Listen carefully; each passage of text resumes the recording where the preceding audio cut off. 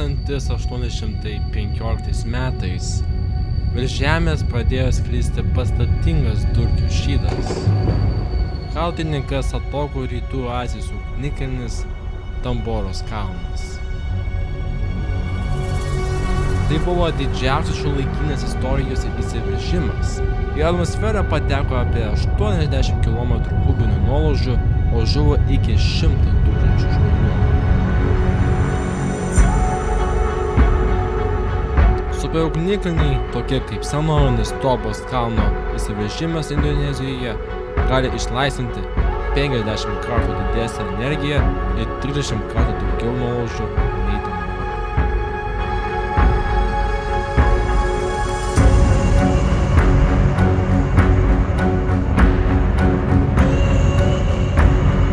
Tokio masto įsiveržimas šiandien būtų katastrofiškas. Potencialiai nusineštų iki 1 milijardo gyvybių. Šiuo metu Žemėje yra apie 20 aktyvių superugnikalnių, keliantis dar didesnę grėsmę nei asteroidų smūgiai. Tačiau, kol jie sprogs, kas būtų, jei galėtume pavogti jų energiją ir panaudoti ją savo reikmėms?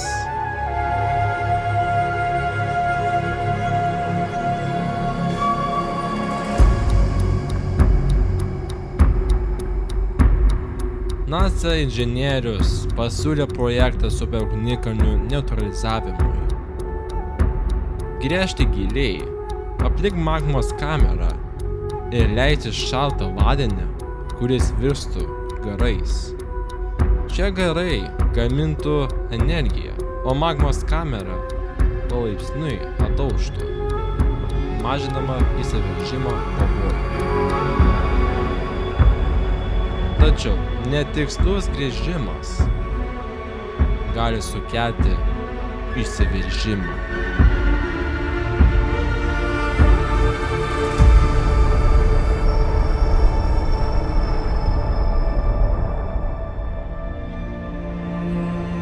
Ilgainiui, per tūkstančius ar net 10 000 metų, tokia energijos ištrauka galėtų visiškai atvėsinti magmos kamerą, iš esmės neutralizuojant superugnikalnį.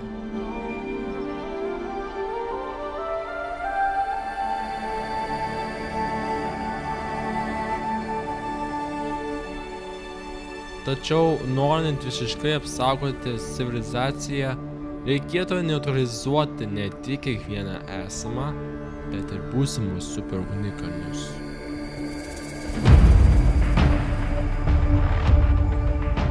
Žemės mantijoje magmos srautai nuolat kilo į paviršių. Šie geologiniai procesai yra neišvengiami. Superugnikalnių įsiveržimai tikėtina įvyks ir ateityje maždaug kas 50 000 metų. Gebėjimas suvaldyti šias jėgas gali nulemti skirtumą tarp katastrofiško žlugimo ir ilgalaikio žmonijos išlikimo.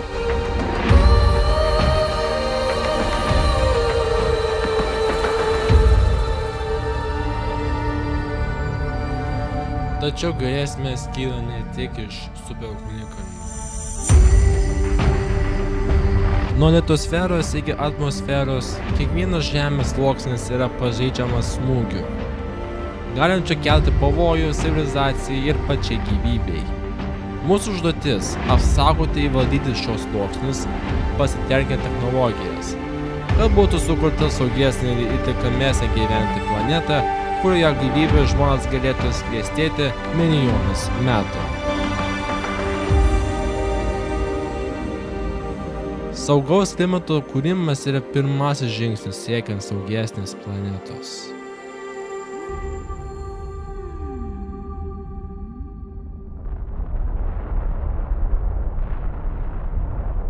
(1991 metais išsiveržus Pinatubo ugnikalnių į stratosferą buvo išmesta 20 milijonų tonų sieros dioksido. Šios dalelės atspindėjo saulės šviesą Ir beveik 2 metus pasaulinė temperatūra buvo maždaug 0,5 laipsnio žemesnė. Dėl vėsesnės temperatūros artimiausio dešimtmečio laikotarpiu jūros lygio kilimas netgi sulėtėjo. Tačiau kylant pasaulinė temperatūrai ir dažnėjant klimato katastrofoms, šis įvykis įkvėpė drąsią idėją.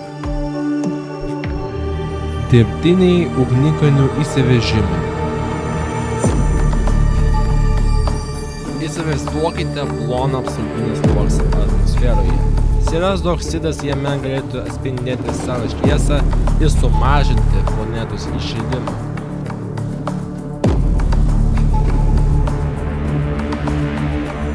Nedidelis kiekis sieros dioksido atmosferos viršuje galėtų sumažinti kelių tonų CO2, sukeliamą atšilimą per metus. Toks dangaus apdulkinimas turėtų tiesioginį poveikį, suteikti mums laiko dekarbonizuoti pasaulio ekonomiką. Tačiau yra vienas pavojus. Poveikis gali būti nenuspėjamas ir netolygus. Oro sąlygos gali tapti nestabilesnės, o tai keltų grėsmę maisto tiekimui. Esant tokiam pavojui, kova dėl žemės klimato kontrolės gali net peraugti į ginkluotą konfliktą.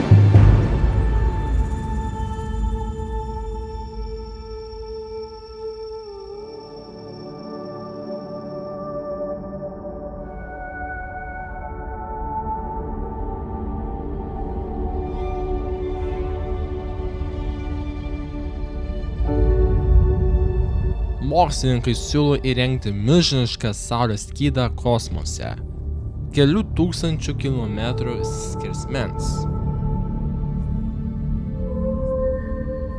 Jis būtų pastatytas tarp Žemės ir Saulės, kurie galėtų sumažinti saulės šviesą 1,8 procentų ir atvėsinti planetą iki priešindustrinio lygio.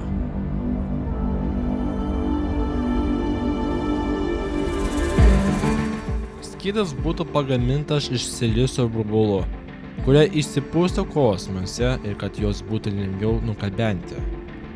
Jei prireiktų, jie galėtų susileisti ir tai būtų galima pakeisti sprendimą.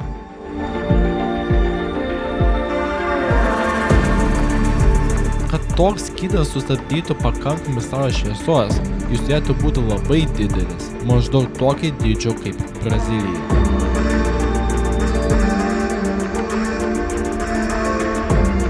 Kiti mokslininkai siūlo naudoti kosminius veidrodžius, jie galėtų nukreipti saulės šviesą ir sumažinti jos kiekį.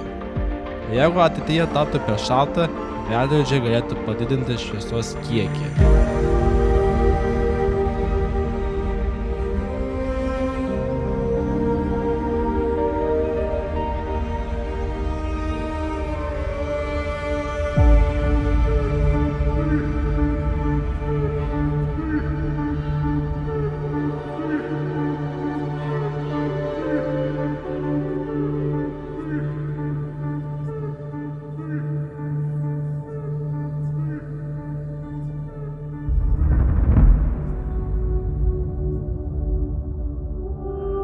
Didelio masto ekosistemų inžinerija gali labai padėti užtikrinti Žemės sistemos stabilumą.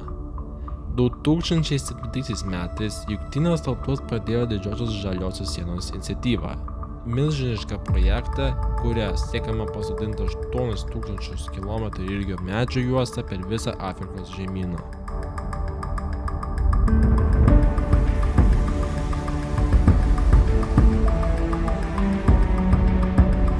Šis naujas miškas ne tik sugertų apie 4 milijardų tonų anglies,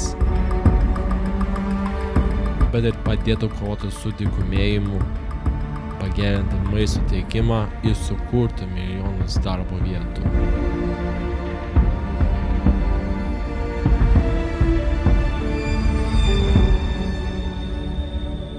Kad galėtume efektyviai valdyti mūsų planetą, turime stiprinti ryšį su biosfera. Tai reiškia saugoti natūralias anglies sankaupas, tokias kaip Amazonės atogrąžų miškai, kuria yra svarbi ekologinė atsvara žmogaus veiklai. Kai kurias atvejais tai gali apimti naujų gyvybės formų kūrimą pasitelkiant bioinžineriją.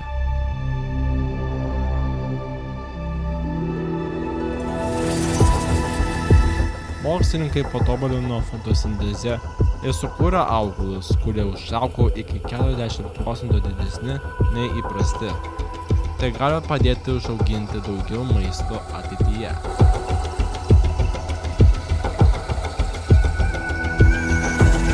Taip pat jie kūrė dumblius, kurie saulės šviesą paverčia švariu vandeniliu, aplinkai draugišku kuru. Dar kiti mikroorganizmai buvo pakeisti taip, kad galėtų gaminti elektrą iš purvo ir nešvaraus vandens.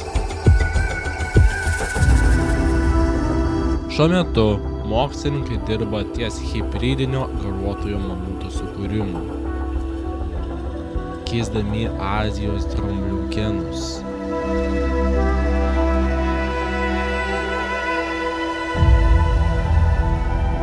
Tikimasi, kad šie gyvūnai padės išlaikyti Arkties įšalą ir sutrukdys į atmosferą patekti milijardams tonų CO2.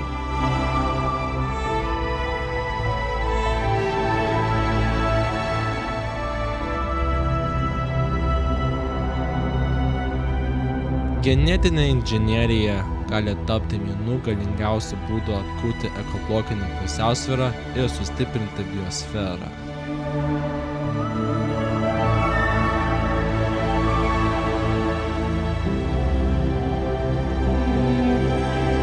Ateities sprendimai gali būti ne iš betono, o iš gyvų ląstelių.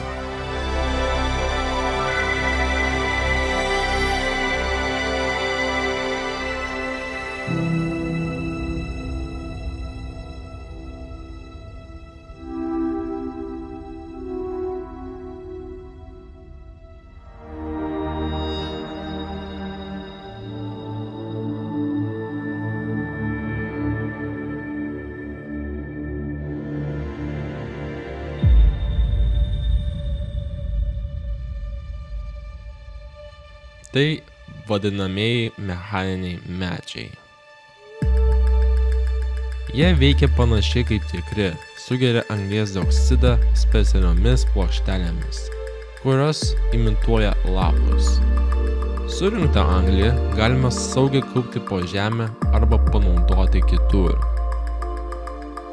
Viena tokia mašina gali surinkti tiek anglies dioksido, kiek 1000 tikrų medžių.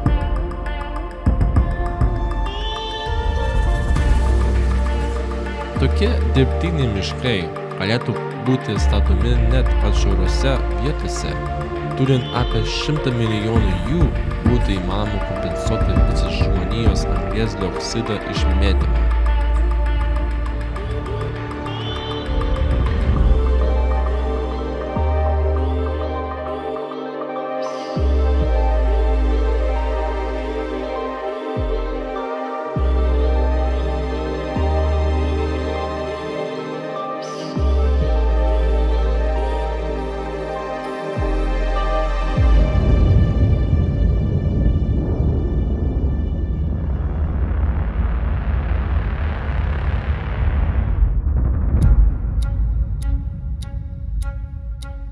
Per didelis anglies dioksido kiekis vandenynuose rūgština vandenį ir silpnina mitybos grandines. Jei susmulkintume dalį nederlingo jūros dugno, uolienų dalelės galėtų sugerti CO2 perteklių ir padėti atkurti vandens pusiausvyrą.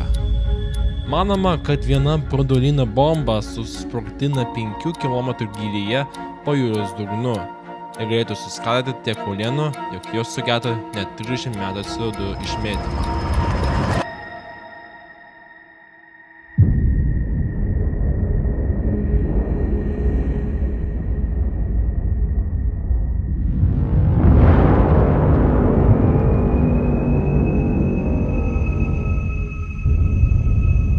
Bomba turėtų būti milžiniška, gal net 1000 kartų galingesnė už SAR bombą. didžiausia kada nors susprogdinta branduolinė ginkla.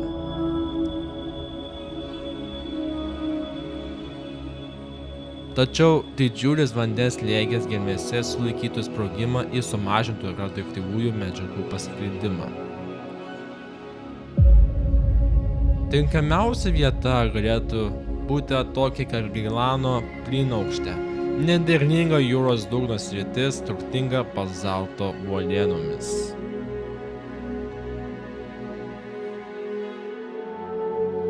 Tai būtų viena pavojingiausių planetos valdymo technologijų.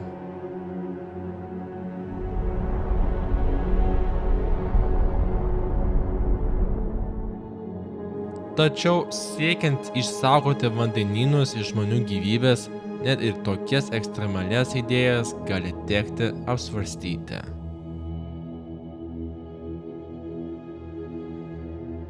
Norint geriau apsaugoti vandenynus, nereikia plaukti toli nuo kranto. Dirbtiniai rifai sukurti iš nuskendusių laivų ar kitų medžiagų gali tapti tikrais povandeniniais miestais.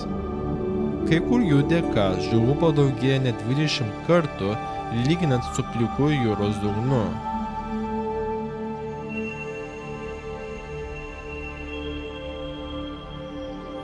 Tokių rifų plėtra ne tik skatintų gyvybę, bet ir padėtų sugerti anglies dioksidą, trilijonai koralų, vėžiagyvių ir dumblių augdami kaupia anglį.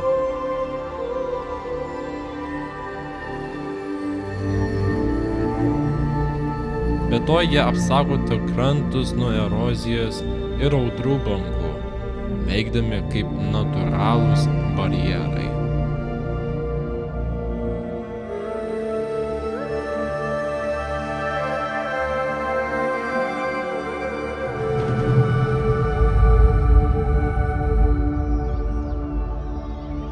Tačiau rūpinimasis vandenimis apima ne tik vandenynus, tai ir ledynai bei ledo sluoksniai, kurie vėsina žemę ir stabdo jūros lygio kilimą. Dwight ledynas Antarktidoje tai milžiniška apie 120 km besidriekianti ledo masė. Dėl šylančio vandenyno šiltos srovės skverbiasi po juo, ardo jo pagrindą ir daro ledyną nestabilų.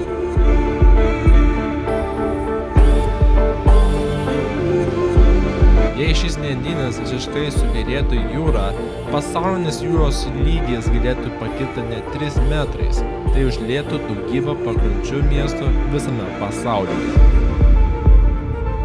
Kad to išvengtume, vienas Lavladijos universiteto mokslininkas siūlo drąsią idėją. Aplink ledyną nutiesti 100 km ilgio povandeninio užuolaidą. Jis sustabdytų šiltas sroves ir neleistų joms pasiekti ledo apačios.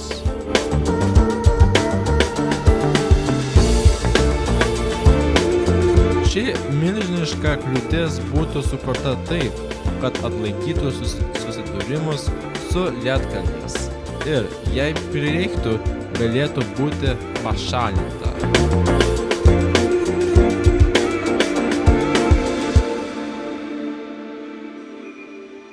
Tuo pat metu kitose žemės kampuose svarstomi panašiai ambicingi planai, kaip išgelbėti tirpstantį Arkties jūros ledą. Žiemą milžiniški vėjo varomi siurbliai galėtų pūkšti jūros vandenį ant Arkties paviršiaus, kad šaltis jį greitai pavirstų ledu. Tai padėtų sustabdyti tirpimą. Tuo tarpu, amerikiečių architektas pasiūlė polarinius skėčius, plūduriuojančias struktūras, kurios naudotų saulės energiją ledui formuoti iš jūros vandens.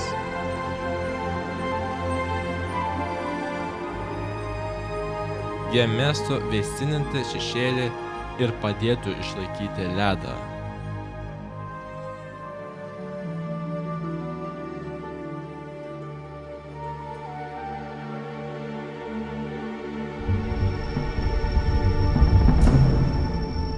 Tačiau šie novatoriški sprendimai turi vieną bendrą iššūkį. Jie reikalauja milžiniškų energijos ir medžiagų išteklių. Iš kur visą tai gauti? Ir kaip mūsų augantis energijos alkis pakeis Žemės ateitį?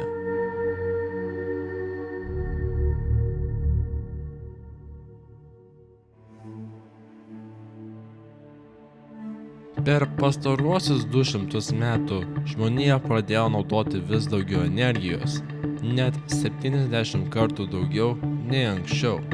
Tai leido pasaulio ekonomikai augti 100 kartų.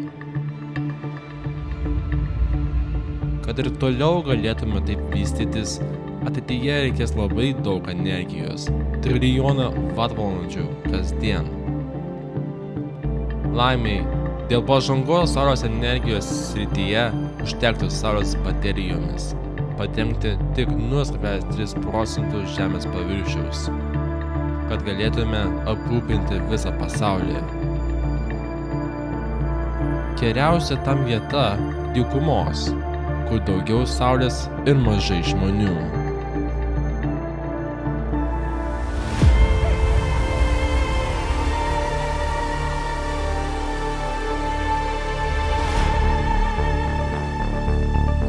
Dykumos yra puikiai vieta saulės energijai. Ten daug saulės, daug silicio, iš kurio gaminamos saulės baterijos ir lygus kraštovaizdis.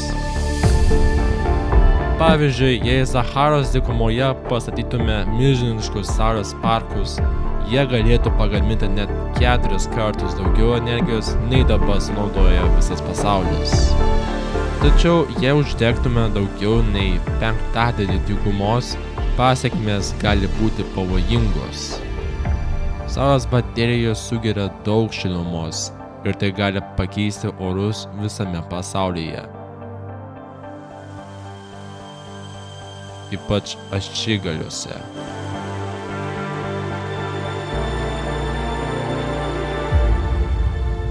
Nesvarbu, kaip gaminame energiją, jei jos bus per daug, planeta gali perkaisti.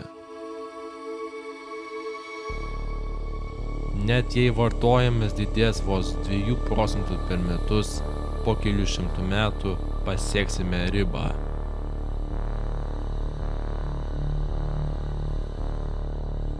Vien šiluma iš energijos gamybos galėtų perkelti temperatūrą per 20 laipsnių, kai kur gyventi taptų pavojinga.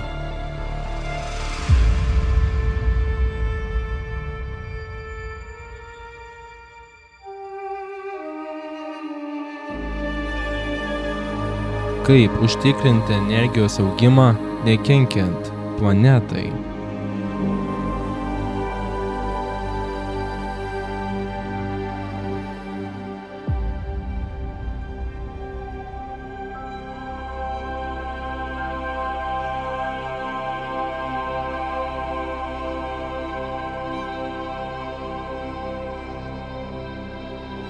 Viena pažangi idėja – saulės jėgainės kosmose.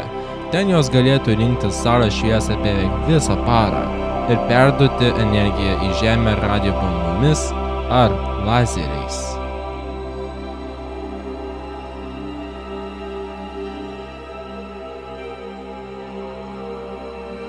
Šiluma liktų kosmose, ne Žemės atmosferoje.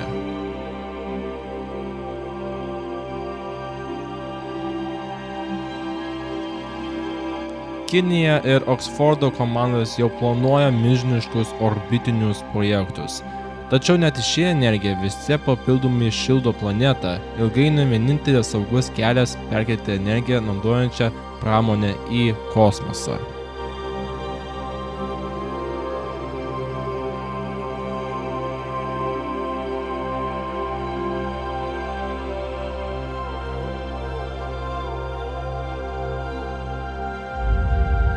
Nors kosminės jėgainės sumažintų poveikį klimatui, jų spinduliuojama energija vis tiek patektų į Žemės sistemą ir ją šildytų.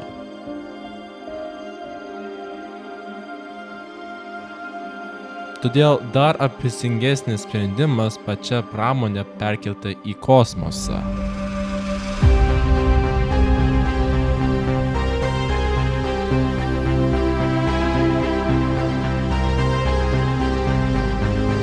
Ten energija galėtų būti kaupama ir sklaidoma visiškai už Žemės ribų.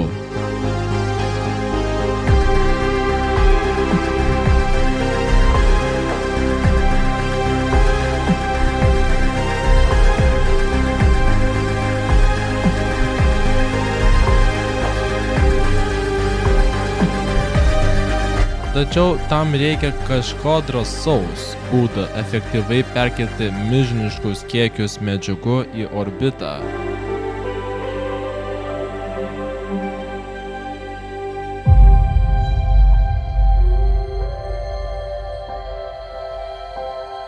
Kaip greitkelis į dangų, kosminis liftas galėtų iš esmės pakeisti mūsų ryšį su kosmosu, atverti saugų, tvarų ir nebrangų kelią į orbitą.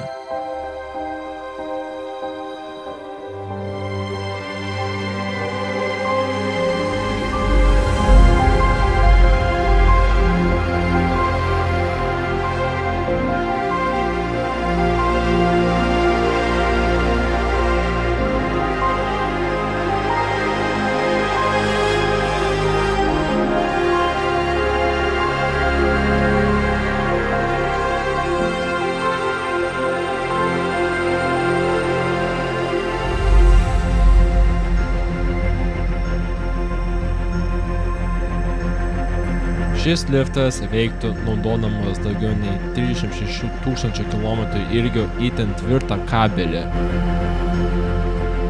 Nuleista iš kosminės stoties orbitoje ir pritvirtinta prie Žemės pusiaujo.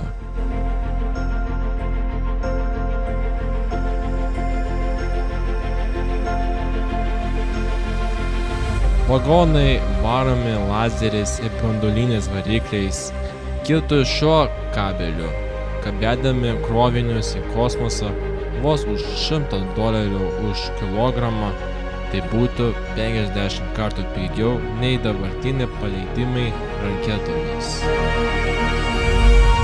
Tokia technologija leistų masiškai statyti orbitinės saulės jėgainės, duomenų centrus, tyrimo stotis ar net kosminius uostus.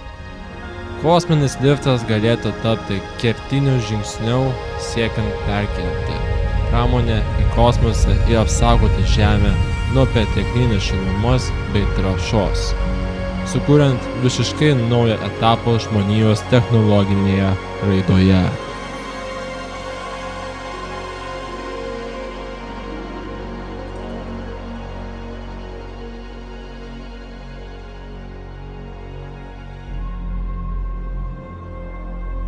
Pastatyti kosminį liftą būtų milžiniškas inžinerinis iššūkis. Reikėtų daug stipresnių medžiagų nei turime dabar. Be to, žmonijos pramonės perkėlimas į kosmosą kelia rimtų rizikų, ypač dėl kosminių šiukšlių. Net maži metalo kabelėliai gali pažeisti palydovus ir sukelti pavojingą nuolaužų grandinę, vadinama Kesslerio sindromu. Viena iš sprendimų – dirbtinio intelekto valdomos lazerinės sistemos, kurios galėtų greitai aptikti ir nukreipti pavojingas šiukšles, kol dar neįvyko nelaimė. Didesnės kosminio šiukšlės būtų galima saugiai užfiksuoti ir pašalinti iš orbitos. Jei pavyks suvaldyti šias grėsmes, kosminis liftas galėtų tapti tik pirmų žingsnių ir dar didesnė ateities vizija. Orbitinį žiedą.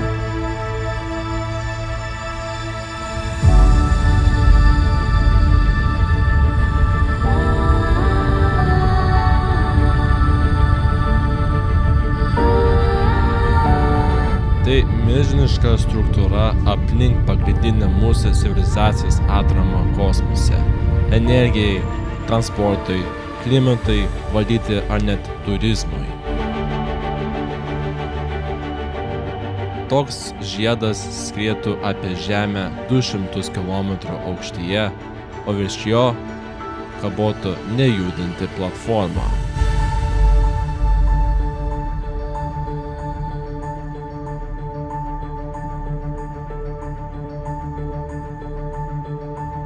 Toks žiedas galėtų būti laisvai plūduriuojantis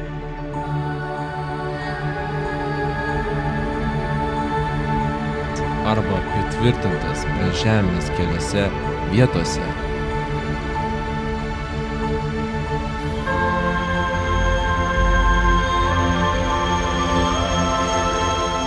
Po jo galėtų kabėti dangaus kabliai ar net pakabinami dangoraižiai. Tai būtų nauji starto taškai į kosmosą, mokslinių tyrimų centrai ar net miestai danguje.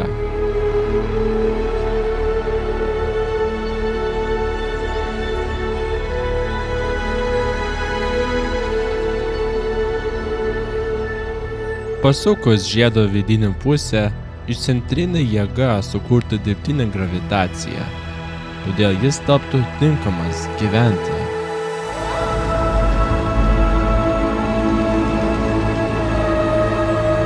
Pro langus atsivertų įspūdingi vaizdai.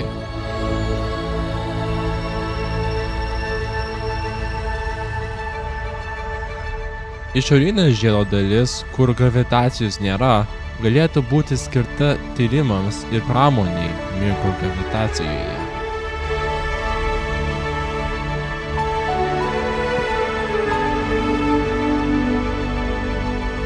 Sukurti keli žiedai pasvirę skirtingais kampais, leistų greitai keliauti tarp Žemės vietovių.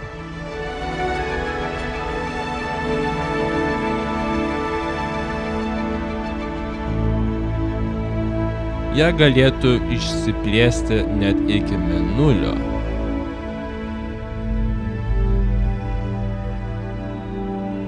Vis dėlto tokio masto struktūros kelia ir rimtų pavojų. Kiekvieną dieną per Žemę slinktų žiedo pločio šešėlis.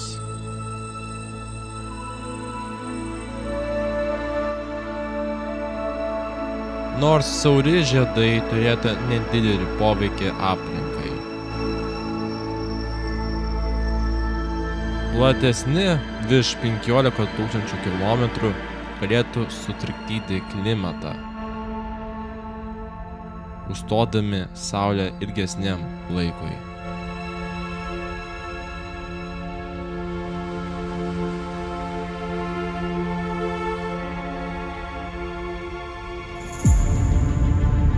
Tokio žiedo statyba pareikalautų milžiniškų išteklių.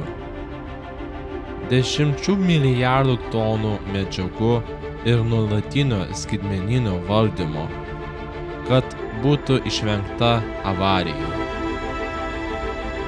Siekiant saugoti Žemę, žaliavas būtų galima išsaugoti iš asteroidų.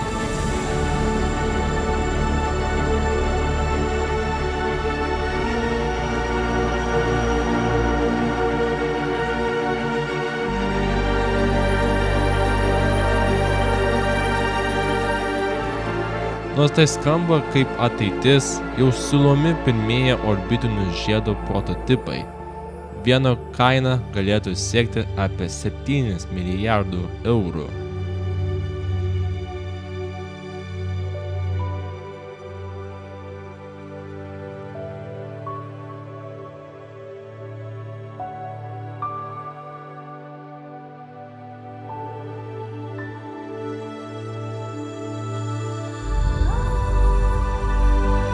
Orbitiniai žiedai galėtų visiškai pakeisti mūsų logistiką, žmonės ir kroviniai būtų perkelti į bet kurį pasaulio tašką vos per kelias valandas, nepriklausomai nuo oro ar atstumo.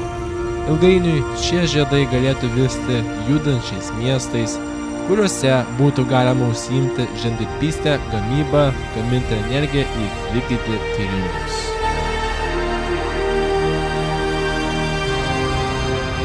Tokia plėtra leistų žmonijai augti nespaudžiant Žemės gamtos, išlaikant ją kaip mūsų namus, kol žengiame į kosmosą.